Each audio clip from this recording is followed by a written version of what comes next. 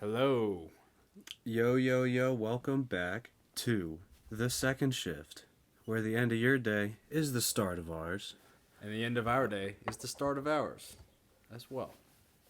If you want to put it that way, that's very true. We don't have off days. We do this shit, you know? Yeah. No We off are days. official. No off days, man. Well, I Welcome mean, back to the second shift podcast. This is episode 9. numero nueve. But I mean, we kind of did take a little break, though, Yeah. because someone went on vacation. Well, Lottie, Uncle Tom da.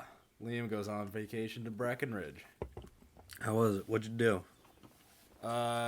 First day, my cousin lives in Golden. Nice. And it overlooks like the White Mountains, and it's kind of walkable to a lot of these trails. And he's It's kind of racist, but okay. the White Mountains, well, the White Peaks, The Caucasian Mountains. yes. Come on, man. The snow-covered peaks. Anyway, he's like they're all very outdoorsy, and they're used to a certain level of outdoorsy. And he's like, go take a hike on this trail. It's only like 3 miles. It was like really rocky and like the red rocks, but also kind of up and down with like streams. It was beautiful. But we took one wrong turn right before a switchback, and couldn't find the trail again because there was no marked signs. So we ended up Oh. literally rock climbing up the side of a face, and we couldn't go back down because it was that steep. So, and I just was wearing sneakers because New York, man, in the winter, not really prepared for hiking too much. Anyway, we were out there for hours trying to figure out how to get back to the trail. And, there's mountain lions active in the area. But usually they hunt in the early morning, try to avoid the heat. Didn't see any kitties, though? No, didn't see any kitties. Did see a lot of bear shit. So that kind of was a little scary because it's the beginning of their year because they've been hibernating. Yeah. Well, then doesn't that kind of answer the question? Does a bear shit in the woods? Yeah. Tons of shit. And I don't think that there were deer or elk or like the mountain goats per se because they were clumpy, like big, like with deer shit. Like bear shit. Yeah. Oh yeah. It was a stinking pile of shit. Real slippery, loose rocks, but we finally got back to the trail. And on the way back, you walk past this state-run enclosure of bison and elk. And Ooh. these wild bison and elk are just getting along with each other, and it's just so fascinating how big they are. Do you know bison can jump over 6 feet tall? So they could have jumped over the fucking fence and rammed you. That's just how Interesting. how savage they are.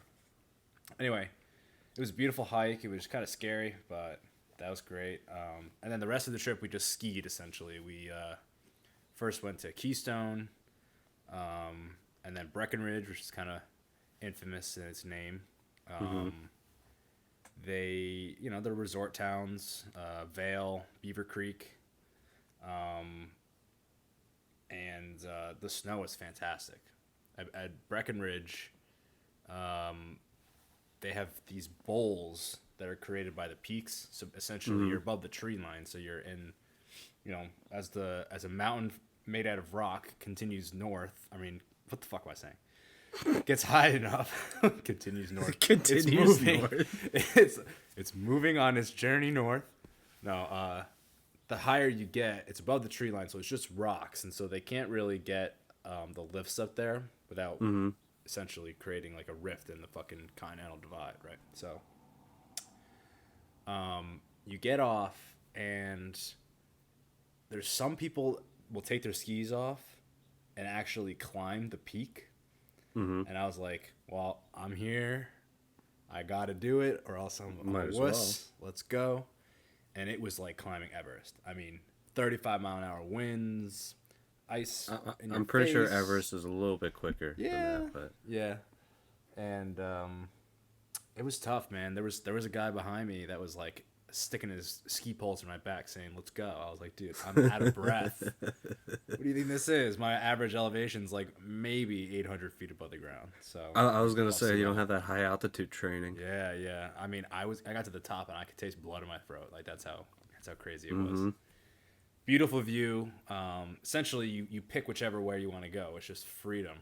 You can ski down rocks if you wanted to, but you jump off a cliff essentially. and you get into like these little ravines, and you go down whichever way you want, and Very nice. very freeing. So that's good food. Any good greens?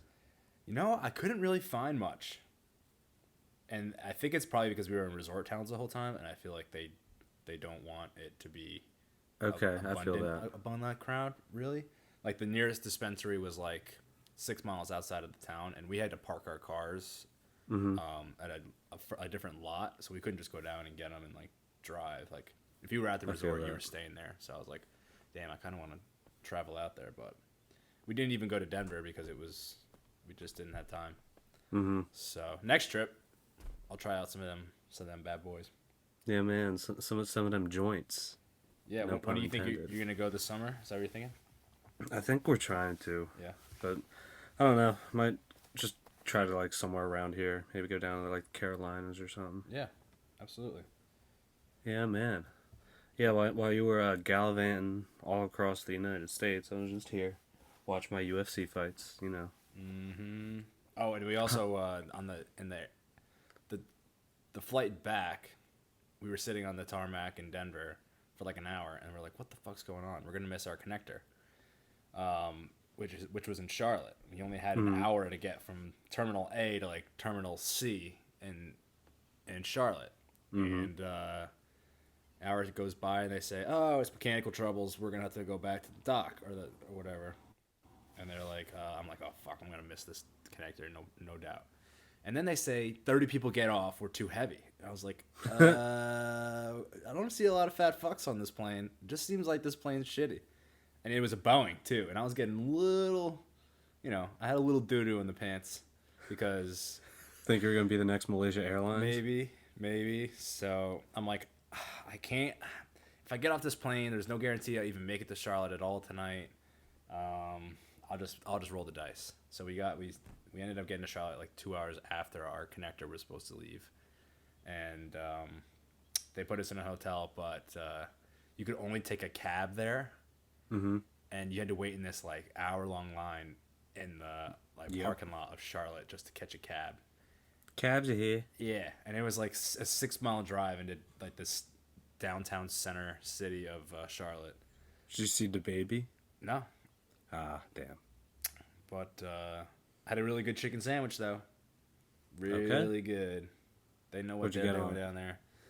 It was like an aioli, and then like a garlic butter bun with pickles and like this secret sauce. It was like a Polynesian mixed with like a chipotle mayo. Okay. It was good. I fuck with a nice chipotle mayo. Yeah. Yeah, man. Anyway, UFC. Yeah. Some killer fights. Great card this week. Who was the Korean guy that got knocked out? Oh, so his nickname is Korean Zombie. Yep. I'm pretty sure his name is Chan Song Dong, I want to say. Mm-hmm. I'm looking it up so I get it correct. But I think even the UFC has him named as the Korean Zombie. Mm-hmm. Chan Sung Young. Or Okay. Jung. Okay. Yeah.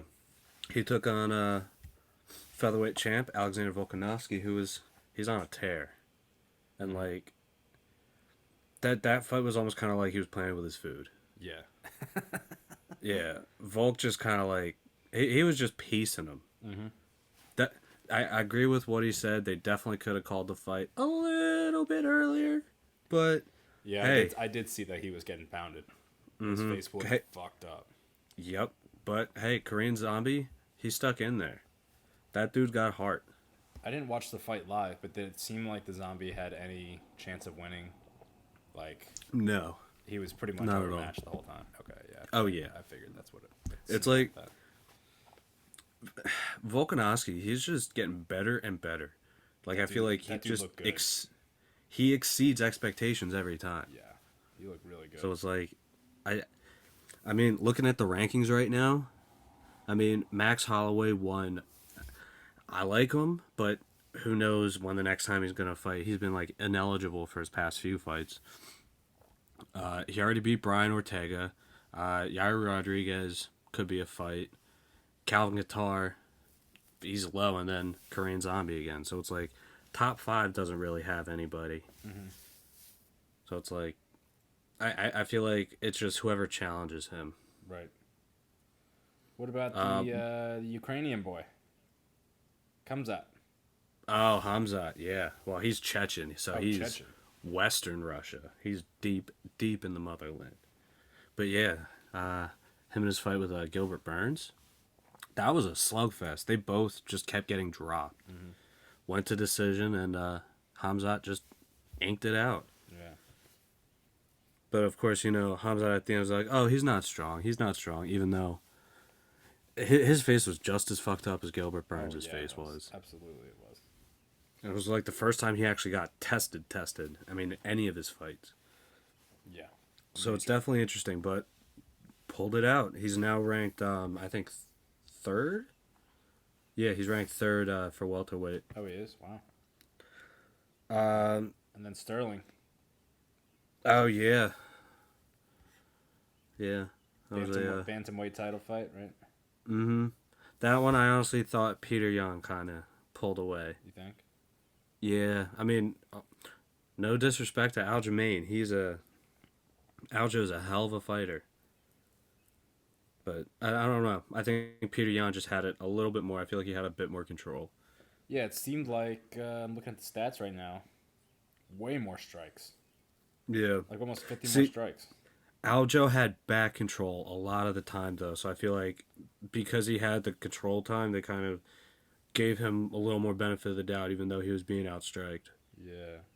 If you look at the rounds, the scoring, it was just a point off every time.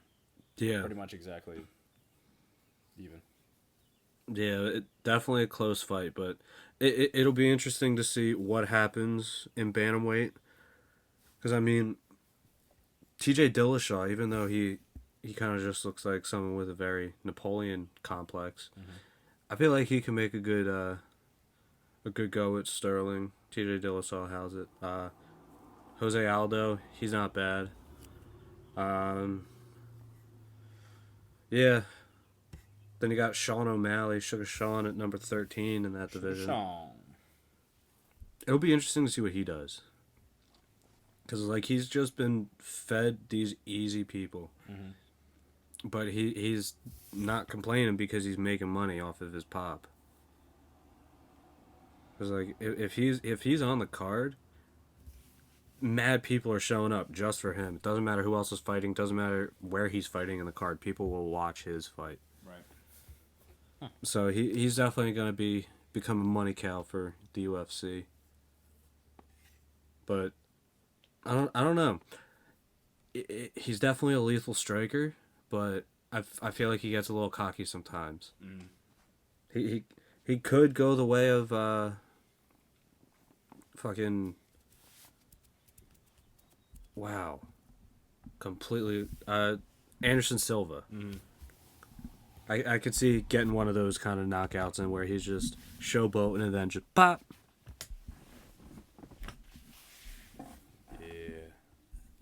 Can't get too confident out there. You gotta stay humble. Nope. Anyway, but today we are gonna kill this podcast, and it's gonna come back to life. We're talking about some serious serial killers. Yeah, man. Only the serious of the cereal. Only the creamiest of the cereal. Only the crunchiest cereals. Oof. What is your favorite cereal before we get into it? Oh, it's got to be Reese's Puffs. Reese's Puffs are good.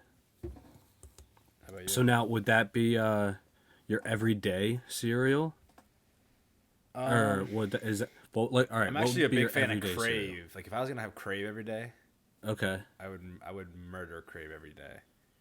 Okay, I feel like my everyday is Frosted Flakes. Wow, that's out there for me. I don't see the appeal. See, I just like it because there's something that I feel like I won't get tired of. Yeah, that's true. It just to me it just seems so simple and really sugary, like version of like cornflakes in a way. You know. Mm-hmm. I guess that is essentially what it is. I also like Lucky Charms. Okay, so all right, last cereal talk. Then we'll go back on the serial killers. But they made a Frosted Flakes with the Lucky Charms marshmallows. Ooh. That cereal was Was fantastic. it a limited time? I think so. Damn you, limited time. Just have it I all know. year. Fuck's sake. It's like having a goddamn carne asada not be officially at Chipotle. Mm-hmm. Or the Szechuan sauce that we tried so hard to get. Yeah, it's Szechuan sauce, Morty. Hey, Morty. We need some of that Mulan dipping sauce, Morty. What are you talking about? I'm good with my ketchup, Rick. It was sold for 3 months in 1997. Yeah. Yeah. Okay, but serial killers. Yes. Very fascinating folk. Oh man, so the one that I originally chose, it kind of just looking in it, that there's something going on in South America, but I'll address that. There's never not something going on in South America. Yeah. Well, all right. Since I brought mine up, I'll kind of get into mine first. All right. So, the guy that I chose, his name is Pedro Lopez, otherwise known as the Monster of the Andes. So, this man, I'll just start off with the numbers. He was officially found guilty of the murder of 110 girls in Ecuador. Holy crap. While in jail, he further confessed to another 240 murders of young girls in Peru and Colombia. What? So, in total, it's about 350. Christ. Yeah. Now, so this guy, he got arrested in 1980. Okay. Apparently, the max amount of like time you can spend in jail, I think, was like 20 or 30 years, wherever he was. So, where was it?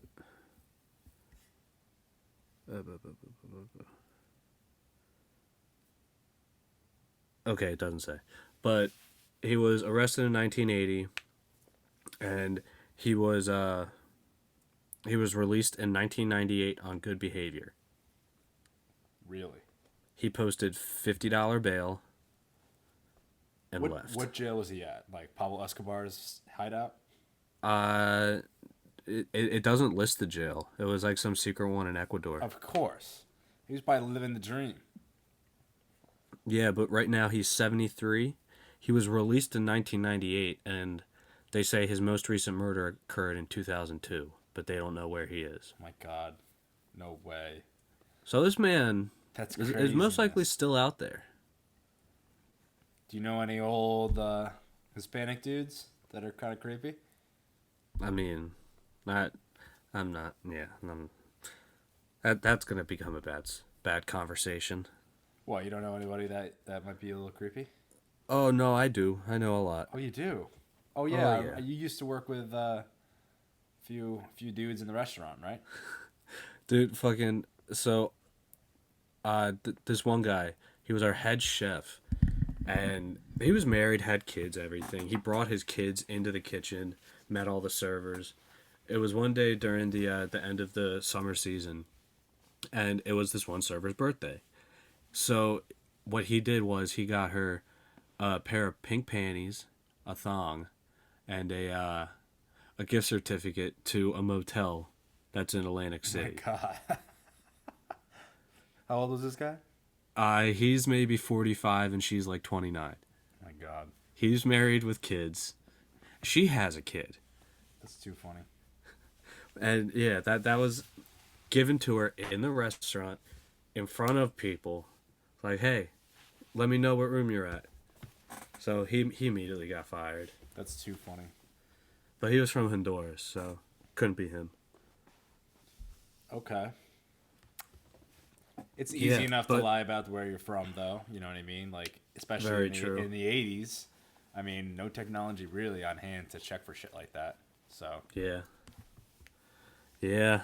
But so give you a quick little background of this guy's whole murder history. uh-huh. So he got locked up a lot when he was younger for a lot of like thefts and shit. During one of his incarcerations for a car theft, they say he was brutally well, okay. So apparently the thing is with YouTube, you can't say the the word where you forcibly force yourself upon someone that starts with an R, Oh, okay. where you get demonetized. So I'm not going to say that word, but he was brutally gang R word. Uh-huh. I think And we then, all, pick up what you're putting down there, fella. yeah. And that just destroyed him. But somehow he got the balls to hunt down the dude who did the most of the stuff and killed him. And that was like his first taste of killing. Then after he was released from prison, moved to Peru, and that's where he started murdering the young girls. And the kind of the worst part is he took them all from like the indigenous tribes. Mm-hmm. So it's like they had zero contact with the outside world. Who Interesting. could they report these to? He took 100 girls from all these tribes, raped them, and killed them. Yeah, it's true. Who could they report it to? There's no real probably police Mm-hmm. presence in that area. They would just report to like the chief, right? Mm-hmm. The tribe chief or something like that, the village chief. So then here's this too. While in Peru, he actually got captured by members of the indigenous tribe. They were going to execute him, but a missionary from the U.S. intervened and kind of just told him, hey, you should just hand him over to the police. Police quickly released him. Wow. So then, upon this happening, left Peru, went to Colombia, and then went to Ecuador. And in those countries, did the same thing. Raped and killed a bunch of really young girls. He even said in an interview, I like the girls in Ecuador. They are more gentle and trusting, more innocent. My God. What a fucking lunatic. And it's like, Is there anything from his childhood that would make him head in this direction, or is there no real information about that? his mom was a prostitute. Okay. So I no love there. apparently saw his mom getting whored out. Okay. Maybe he liked it. Well, he got raped by oh, shit, I said the word. You already said it. All right, well. He got diddled by a bunch of teachers. Yeah. It was kind of a recipe for it to happen. Okay. All right. Yeah. That's my biggest thing about these guys is where was their childhood at? Where was their upbringing? Was it nature versus nurture? What factors are going to push somebody this far to do things like soberly? Like I get it if you did it accidentally drunk one time and then liked it or something like that, but like a lot of these guys just do it because they have these urges. Oh, yeah. So that's crazy. 310. 350. Okay. Wow. That's like the top. But okay, so now listen to this. Looking into this,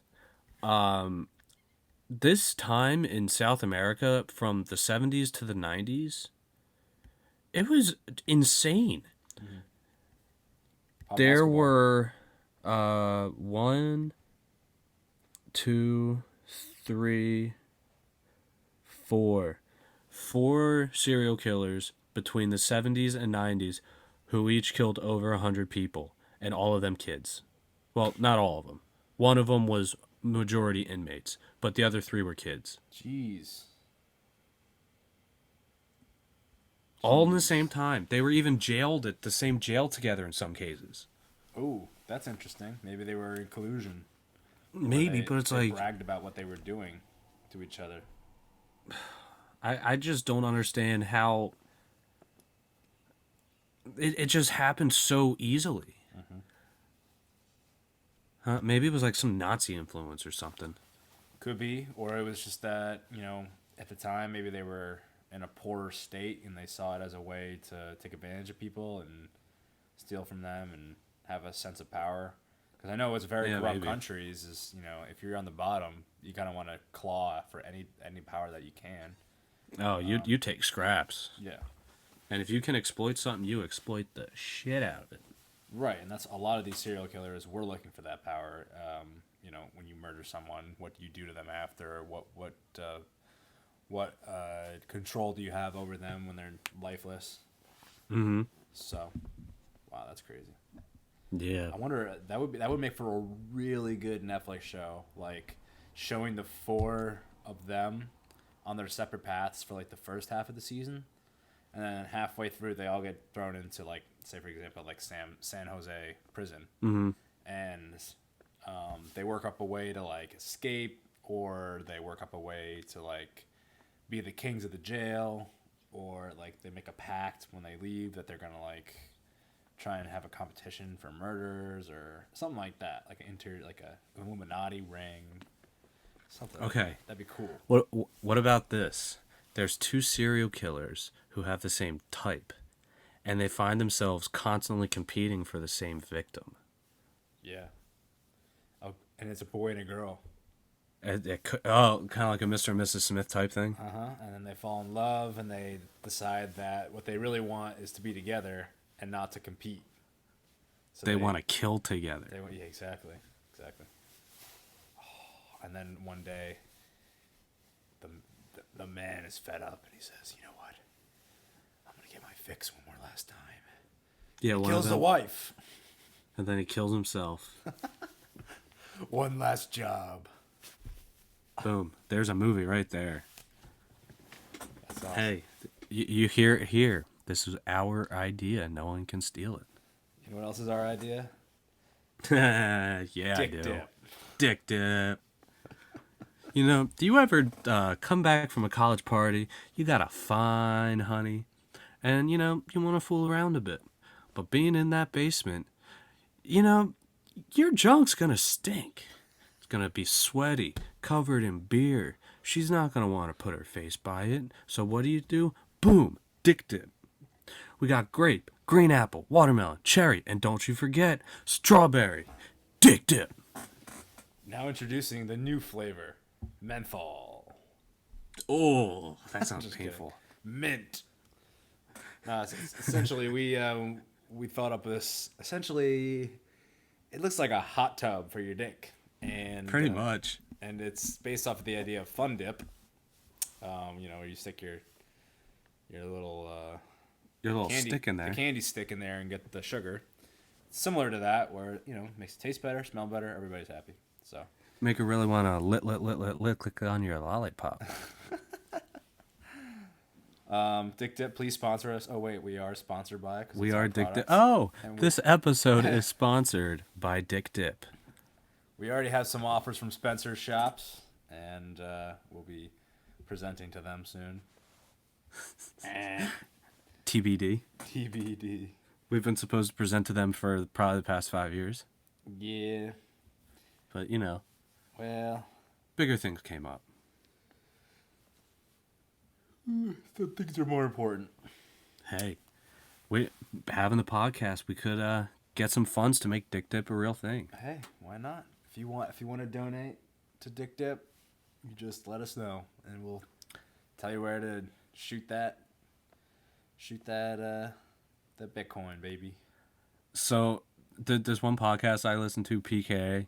They have they made their own product. It's called Lock and Load. No way. What this product is, it's an herbal supplement that increases your load size. Oh my god. Yeah. They are in the jizz biz. The jizz biz. That's too funny. But it's like all from a podcast, just from a joke to two of the guys actually figuring out what to make it to actually doing it. They have their own supplement called Lock and Load that is a cum enhancer. It's hilarious. That's crazy. That could be huge. And it actually works, they say. Right. I mean, granted, they will say that, but Yeah. You also don't want to get false advertising too. But then again, it's also, it's not necessarily per se like the most something that you look after, like you're sought after in like a man per se. If you were looking for it's more so a funny thing than anything.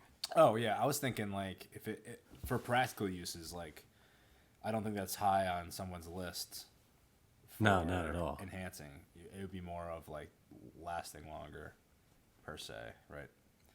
Or growth. Yeah, but that's why I got other things. They make. Oh man, I remember Andrew gave me this condom one time that had like benzocaine on it. What? Oh. Yeah, Oh wait, is benzocaine like the good? numbing. Oh yeah. You can get that at like the dentist, right? Yeah, I was like, I put it on. I was like, what the fuck is this? Why is my dick numb? Christ. Oh, that was weird. But it really showed a lot about that kid.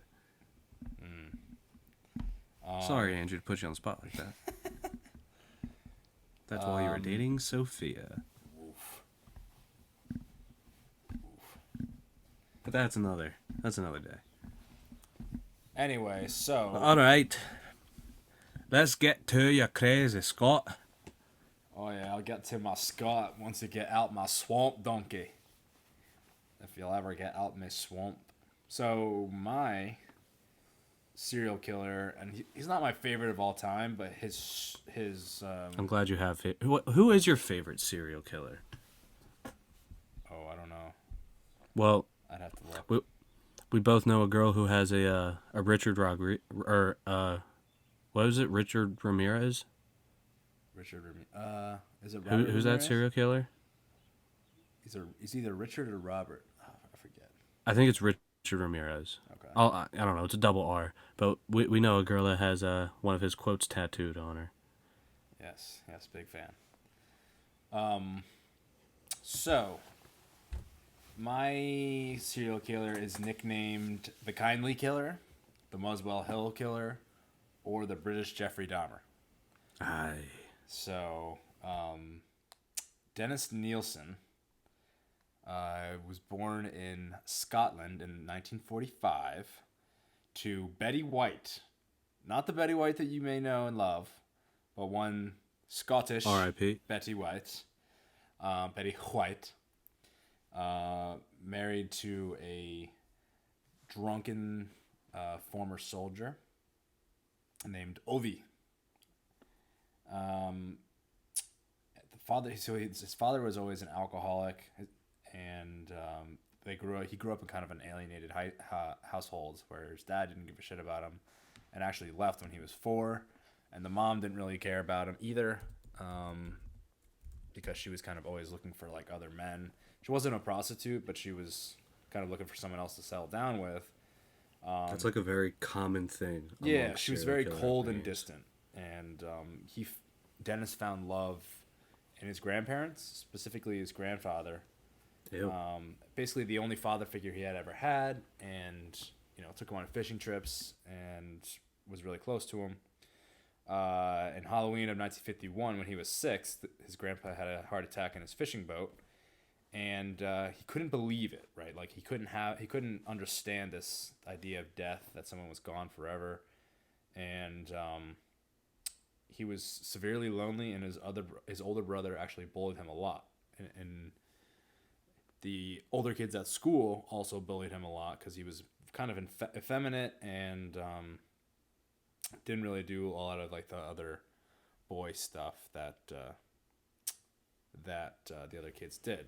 So he had a really early on understanding that he was not for the heterosexual. He was not hetero. How do I even say this? He leaned towards the homosexual side. Sorry. But that at a young age, didn't really know for sure, but he was in a strict Catholic household in Scotland, so obviously being gay was not acceptable. So that just put more pressure on him, in addition to being bullied, in addition to having no father figure. His mother ended up remarrying and having 4 kids, so you can imagine a previously really basically no attention for him was being put towards new kids. Oh, new multiply family. by 4. Yeah, so basically alone. In 1961, when he was 15, he went to the British military to be a cook. So he was trained to be a cook, and he actually finally felt a part of something. Like, he felt a part of this strict regimented schedule with guys his age, and he didn't really have to hide anything. He would just cook for the army, and that was that. But then he started to get into alcohol. He had a really bad alcohol problem and hid his sexual orientation, which was even harder around a battalion of 50 guys that he found attractive, right? So really a lot of these pressures were digging at him. He eventually turned to male sex workers, to kind of relieve some of his pent up aggression and sexual orientation. And then he became fascinated with the unconscious body. And actually, what he would do was lay down in front of a mirror, but keep his head out of it, and he would essentially jerk off to his lifeless body. Ooh, it's a really weird dude. But he would put talc powder on himself, paint his lips blue, and make himself look dead. He would do the same thing with other soldiers and make short films about it. A couple years later, he fell in love with a private, so someone that was brand new to the army, and made short films with him. But he was straight, so it was a dilemma because he wanted him to be gay and be a friend to him and get along on that front. But he was straight, so that was a dilemma. Mm-hmm. In 1972, he moved back to London to become a cop. So, essentially, when you're in the army, you kind of go into being a policeman after that. It makes sense career-wise. Mm-hmm. He started to dip his toes into the gay scene in London.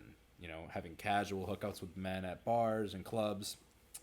But he was really trying to settle down. He didn't really want to have these one and dones because I think it was really reminded of his family always leaving him, right? So whenever somebody leaves, it really impacts him. In 1974, he started to get into a different job, and he wanted to settle down, so he met this man named David Galician, and they got intimate, moved in together, happy, had a puppy named Bleep. Bleep? Yeah, Bleep. They had a really nice garden. Things were going great.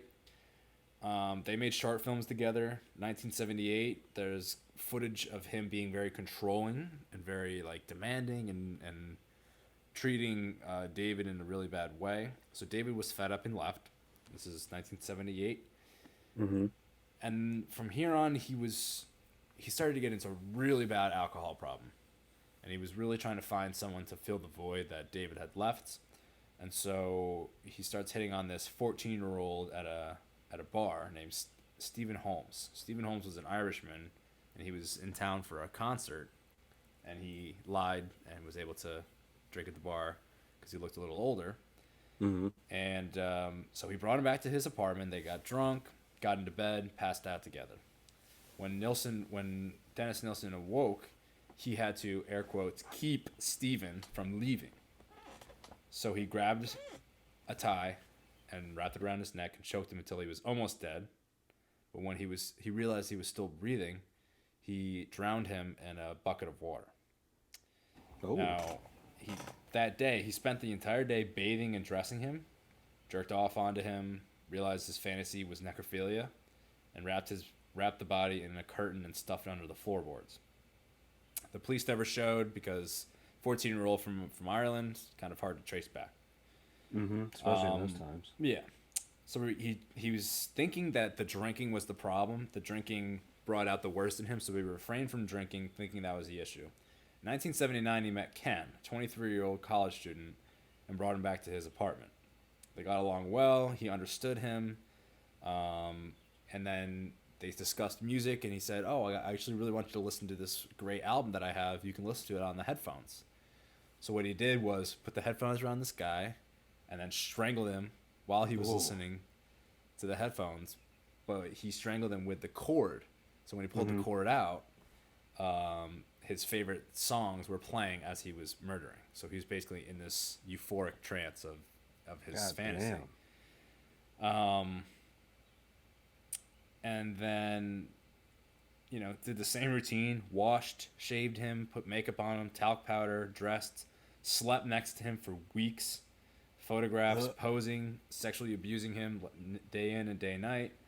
eating dinner, talking to him. But this time, the disappearance was investigated widely, and the body and the floorboards underneath from the 14-year-old was starting to rot. Mm-hmm. But he ignored that and put the body down there.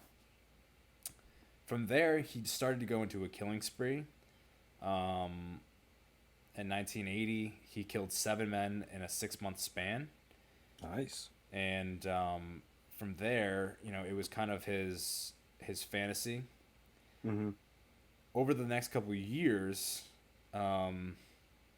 he killed at least 15 total young boys that he had, done the same exact ritual with. Mm-hmm. Murdered, clothed, fed, bathed, sexually assaulted. Essentially lived with it so that he would not have this void in his life created by his father, his mother, his grandfather, his boyfriend. And eventually, at his apartment, he had to move out. And so at this point, he had about 7 or 8 corpses underneath his floorboards, just rotting. Mm-hmm. And this is in an apartment, mind you. It's not in a house. Yeah. So he's got Other neighbors. people. Yeah, he's got neighbors, right?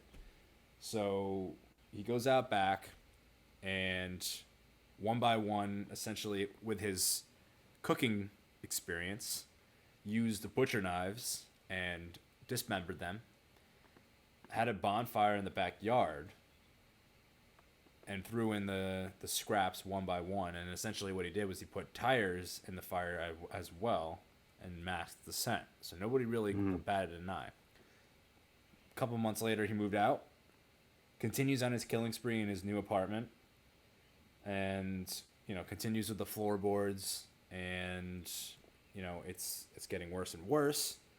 And he's running out of room, and he can't stand the stench anymore. So what does he decide to do is cut up the bodies, boil the heads, and flush them down the toilet. Because, one by one, essentially, like finger there, finger here. And this was for several victims. I'm thinking probably 5 to 6, maybe 7 flushed down the toilet. Anyway,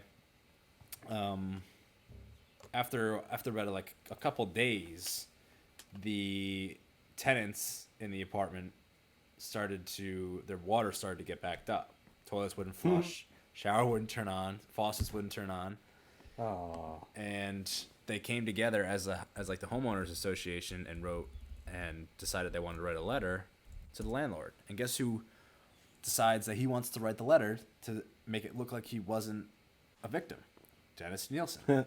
So he agrees to write the letter with the rest of the tenants to the landlord saying, we need a plumber to come out. But now he's in panic mode. So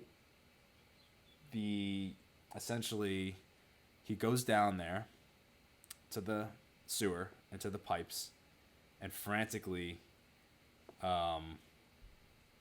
wait, sorry, I missed it. Sorry.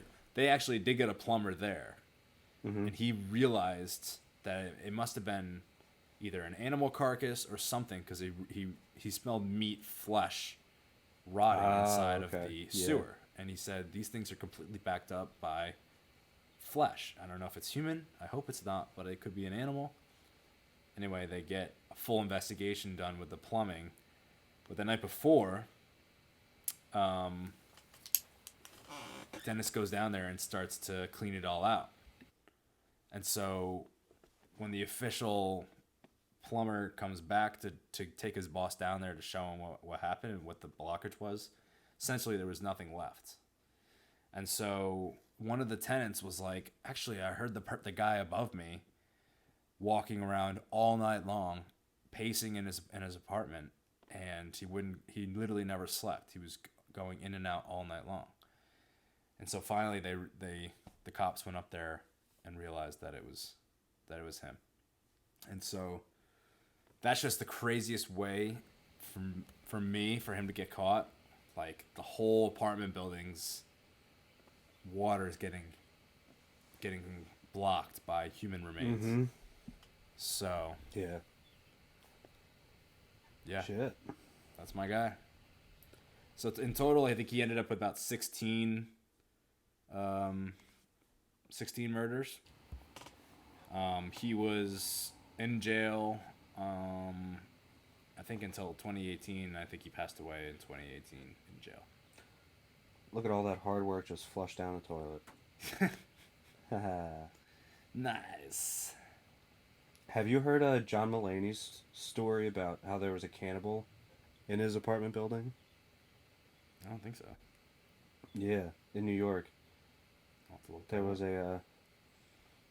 Well, he didn't. I don't think ate anybody, but it was like he was arranging to eat somebody off of a message board or something like that, Mm-hmm. and it turned out to be a cop. Oh my god. That's crazy. But yeah, Yeah, I mean, at least my Excuse guy me. never actually ate anybody per se, but he was yeah, his thing was he was living with them because he Mm-hmm. couldn't deal with the feeling of being left anymore. that's almost like some Telltale Heart shit though, like burying the body in the floorboards. Mm-hmm. Yep. Damn. But also, I couldn't imagine being the plumber and just be like, why is there a hand here? Yeah, exactly. Exactly. So, I mean, he spent all night long putting them into trash bags, but he had nowhere else to Mm-hmm. put them, so he put them back in his apartment. So when the cops came up there, they had already smelled it like as they were getting out of the elevator. Damn. Yeah, so he was donezo. That's insane. Crazy Scots, man. Yeah, this crazy Scott bastard. But yeah, I don't think per se. I think your guy's probably crazier, just for the amount and like the, just. I don't know. I mean, yours is the R word and across several states, and a lot like 300 compared to 16. Yeah. But it was also it would be easier for him to kill and get away with it rather than being like and literally in London. You know what I mean? Yeah. See, he did all of his works in very mountainous regions. Right. So it's like the flow of technology definitely wasn't there. He's dealing with people who are maybe earning $1 a month back then. So Right. they're obviously not affluent. They don't have modern just technologies in general. Right. Probably didn't have internet, but he was able to get all these kids. But see, I was gonna say though, my guy, I feel he more just did his off of power. He enjoyed raping the little girls. Yeah. Where your guy, I feel like he was just kind of more deranged than anything. Like he definitely had some type of just mental deficiency, whether it be some type of psychosis or something, to where he felt a necessity to do this. Yeah. Yep. So I would think from a mental health perspective, what do you think? Who would be the most?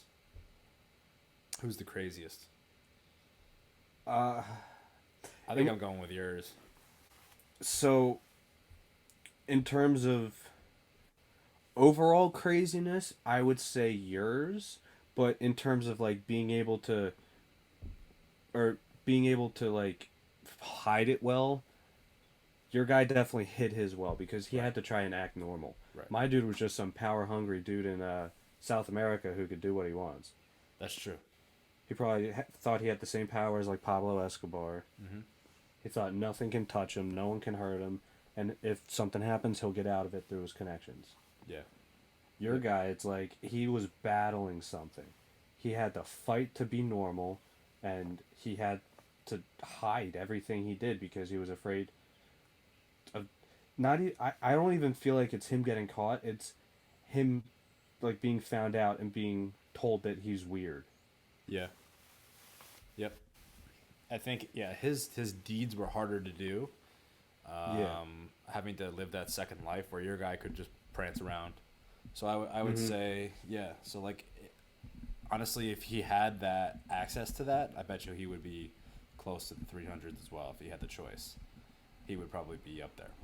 Because then he would never never really need he would never have anybody to leave him. He would never have anywhere to hide. He would just be out in the open doing his thing. Mm-hmm. Yeah, if he felt comfortable. Right. Exactly. I Are also you a think big Criminal Minds fan? my guy's survivability as well. You know, doing this over a several year span, his survivability from the cops was more impressive than yours per se, because yours actually did get arrested prior to. Oh, my guy got arrested a few times for this. Right. And the only reason he made such a big, like a mass, like just telling of what he did, was because there were massive landslides that uncovered one of his burial sites. Oh, really? Yeah, and revealed hundreds of bodies. So he's like, yeah, I might as well just confess now, rather than be charged with them and get a lot more time. Wow. Yeah, my dude only confessed because his thing got uncovered, and just from a freak natural disaster. It's like, I feel like my guy was probably smarter, just because he kind of had a pretty methodical way of going around it, whereas your guy was constantly, in my opinion, he was constantly like frantic, kind of scrambling, always trying to make sure he's got everything covered, whereas my guy was just like, all right, I grab one of these girls, no one's gonna say anything, my plan works. Right. Dude, I can hear ambulance, cop, and the ice cream truck sirens all going off at the same time right now. It's probably a very interesting harmony. Yeah. It's like someone got in an accident with the ice cream man or something. They could have. Nobody's expecting that ice cream man coming out this early in the year. Mm-hmm. When they hear that ice cream crash into a parked car. Very plausible. Very plausible. But yeah, world's a fucked up place. Yeah. What did your guy kill with most of the time? I'm pretty sure he strangled him. Strangled? Yeah, me too. Yep. Although there was a couple of drownings as well, which I figured if you want to preserve the body, if it would be more bloated with water in it, per se. So that's one of those things from my many Criminal Mind episode watches. Yep. A lot of the killers, when they start off, they're kind of like searching for what gets them off. Right. And they're looking for that thing that's like, oh, this is what I like. So they're gonna try out a bunch of different ways before they actually nail in on their just preferred method. Right. Exactly. And that's probably why it's so hard to catch them at first, because there's no pattern. Yeah, exactly. It's just the utter randomness. There's no MO. There's no, nothing to tell the one unsub from the next. Yeah, I love that show. It's a great show. Mm-hmm. Do you have any like murder stories from around your area?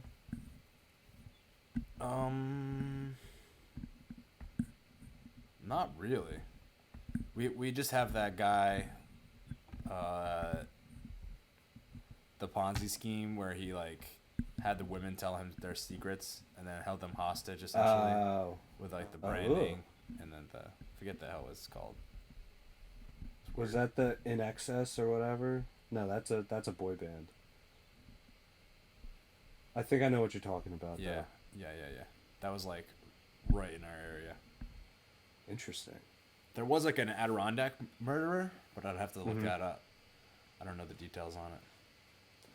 Yeah, in Atlantic City, there's actually an unsolved serial killer murder, little Really? spree. Have you heard of the Long Island Strangler? Oh yeah. So they think he did him. But in 2005, in Atlantic City, behind a abandoned motel, they found 4 dead prostitutes that were all buried exactly 50 feet apart in identical you graves. said this last time. I remember. Okay. Yeah. Whack. And they never found out who it was, but they think it was the Long Island Strangler. God damn. Yeah, a couple of bad nights at the casino. Yeah. Decided to take that drink girl and bury her. Ugh, Fuck well, us. That's crazy. A couple years ago, there was a pretty brutal murder where I live. Did I tell you about the girl who got her face beaten in with a hammer? No. Yeah. So it was actually on my birthday. Um,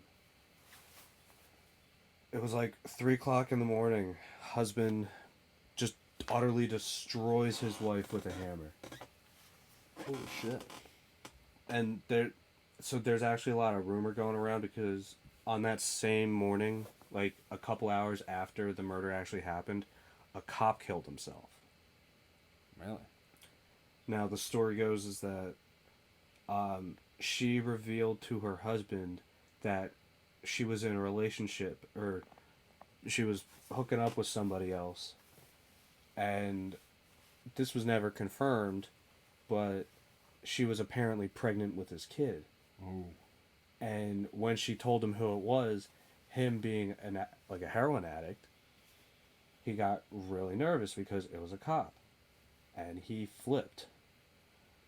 He took her phone, wallet, and keys, locked him inside of his truck, and then just beat his wife's head in with a hammer. Holy crap. Dragged her body all over the house. Tried to clean up after it. Tried to get it out the front door. He eventually called his dad to come help, but his dad never answered until like 4 o'clock when he was like, you need to call the police. Mm-hmm. Yeah, so that dude's still currently sitting in the jail for hammering his wife's face. Wow. Wonder if they nicknamed him Hammer Time. I was thinking MC. MC. He got them parachute pants. That's his thing in jail. He's the parachute pant guy. I can get you anything you want. Yo, man, let me order $1. I can get you hammers. What's the guy for? Terry Crews from The Longest Yard, where he's always got the Cheeseburger Eddie. Yeah, that's hilarious. That's a great movie. Oh man, great movie. I love it. You acting like a real McAsshole right now. We should do two Adam Sandler movies. Oh, I'd be down to do that. We could do like one of the more serious ones, and then like a really stupid one. Have you seen Uncut Gems? I have. Uncut Gems is great. Great movie. Great movie. When I first saw that, I saw it in theaters. I was blown away. I was like, damn, dude, he needs an Oscar. Or at least a nomination. Didn't get shit. See, I honestly wasn't expecting the ending. Oh, yeah. That was craziness. It's like, wait, that's it? Yeah. No more movie? Yep. Oh. Well, that sucks. I mean, he's like a antagonist, but he's also the hero. So he's an anti-hero. That's what I was trying to say. What the fuck is wrong with me? My brain is not working. Pretty much Deadpool. Yeah, yeah, exactly. So you root for him, but he's not really supposed to win at the end of the day, you know. So. Well, he definitely did not win. Well, he won the money, so Julia Fox won. At the end of the day. Kevin Garnett won. Kevin Garnett won. Yes, he did. You know, I feel like he had a pretty good first acting role. That was great. Yeah. That was great, laddie. But yeah, I'd be down to do a little Adam Sandler. Here, let's look up a list of Adam Sandler movies. See if there's ones we haven't seen. Do you want to do like one old one new one, one serious, one stupid?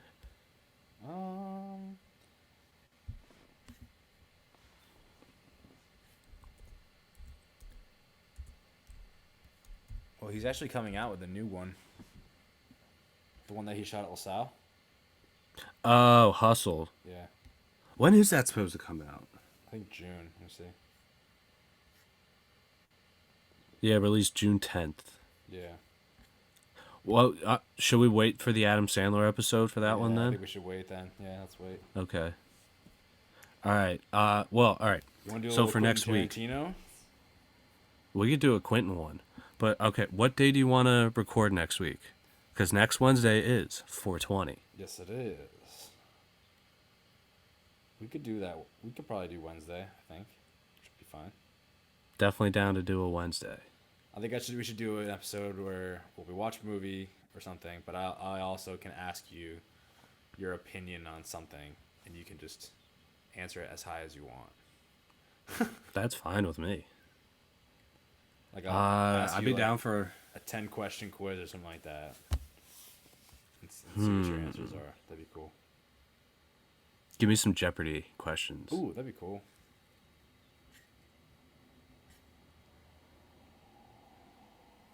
Yeah. Have you watched any Peacemaker? Oh no. Because I just watched the Suicide Squad movie. Oh yeah, it's great, right? Not bad. It's much better than the first one.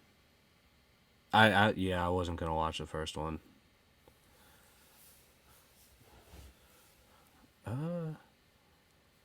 Yeah, so you want to do Quentin or Adam Sandler? I think Quentin would be better, and then we'll wait for Adam Sandler for June or something like that.